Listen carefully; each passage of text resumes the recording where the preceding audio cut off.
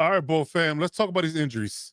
They're mounting, and there's a lot of key contributors, four on my list that I got that I have questions about and whether or not they're going to be available at this point for week one. And some guys may not even make the roster. So, first off, let's talk about Mekhi Becton. Mekhi Becton hasn't practiced much at all since he's been a Charger. He just got back on the field on Tuesday, and he's only doing individual drills, losing valuable time with the O-line, doing individual drills, not building with a new revamped O-line with Rashad Slater being gone, Joe Alt being on the left side now, Trey Pickett on his side. It's a lot to discuss here. Hopefully he can get back on the field sooner than later, but I'm kind of concerned about him missing valuable reps and time, learning the offense, getting synergy with the O-line. That's a problem.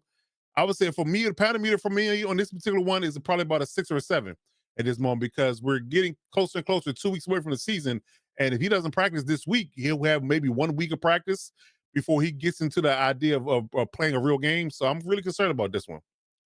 Next up is Najee Harris. Najee Harris hadn't practiced at all with his eye injury. I would argue at this point he's not going to see the field in week one. Again, if you don't practice at all between now and quote unquote the first week of the season, I would argue that Omari Henderson's going to be, guess you could say the RB1 and who's going to be 2.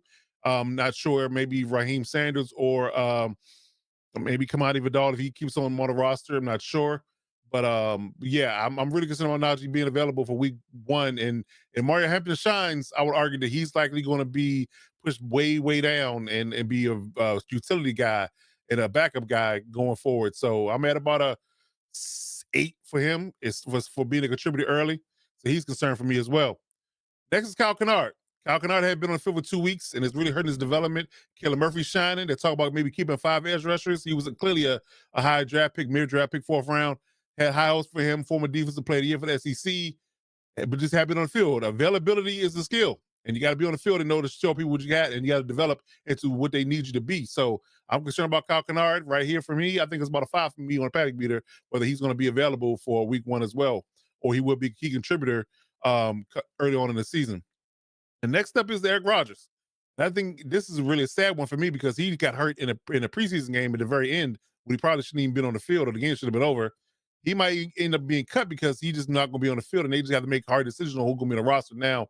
And I would argue too that he might have, if he makes it off to the practice squad, he might get snatched up. So I'm not sure about this one either. I'm really about a 7 or 8 on this one as well for him not even making the roster. So let me know in the comments how you feel about these guys and what you think the injury concern is. We had on the panic meter, man.